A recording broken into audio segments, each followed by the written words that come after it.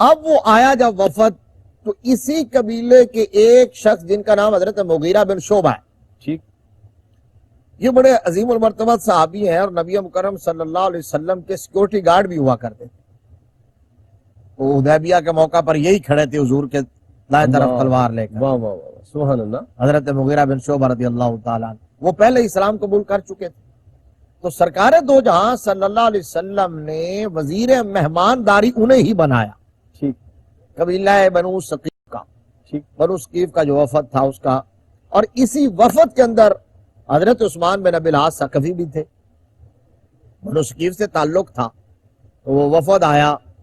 تو آپ بھی اس کے اندر آئے۔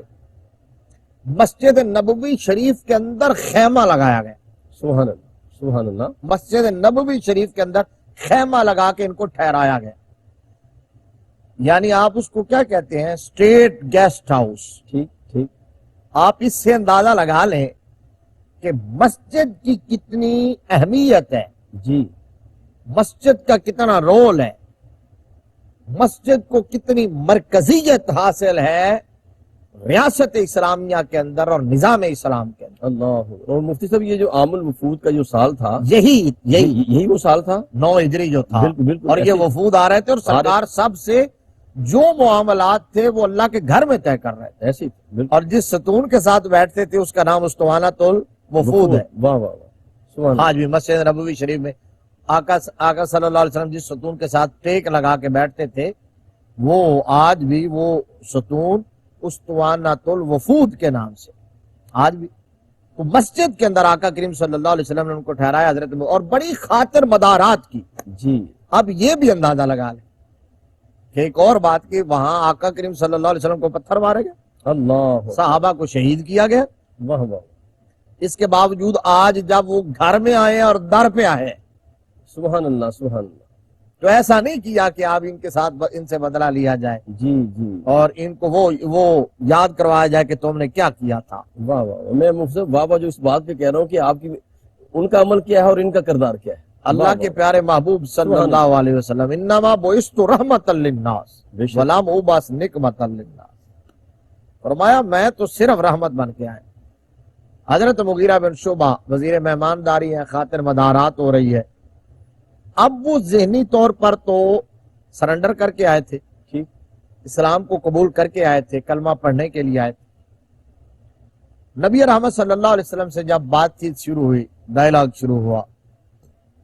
تو جو رئیس وفد تھا جی، اس نے اپنے وفد کی نمائندگی کرتے ہوئے، اپنے قبیلے کی نمائندگی کرتے ہوئے، اچھا اس میں ایک اور بات بھی بڑے لطف کی ہے، بڑی پیاری بات، جی مفتی صاحب، حضرت عثمان بن ابی العاص کے حوالے سے۔ ٹھیک، اچھا وفد ابھی سٹے کیے ہوئے تھا مسجد نبوی میں، سکونت پذیر تھا، جی، ابھی ڈائلاگ ہونے تھے، ابھی بات چیت ہونی تھی۔ ٹھیک ٹھیک، یہ جو حضرت عثمان بن ابی العاص جو تھے نا، یہ نوجوان تھے اور بڑے خوب روح نوجوان، اللہ، صحت مند کا داور، بڑے زیرک، بڑے متقی اور پارسا، اور بڑے سلیم الفطرت اور وجاہت کے حامل نوجوان تھے، بالکل ینگ۔ تو ان کی جو تڑپ تھی نا وہ سارے وفد سے الگ تھلگ تھی، سبحان اللہ، بے قرار ہوئے جا رہے تھے کہ یار یہ تو بیٹھے ہوئے ہیں تو مجھے کب موقع مل جائے کہ میں نبی رحمت کے ہاتھ میں ہاتھ دوں اللہ اکبر، سبحان اللہ، اور بیعت کر کے ان کا مرید بن جاؤ اور مشرف با اسلام ہو جاؤ۔ تو ان کا بھی ادھر تھے تو وہ وفد سے ہٹ کے چھپ کے آئے آقا کریم صلی اللہ علیہ وسلم کی بارگاہ میں، سبحان اللہ، حضور کی زیارت کی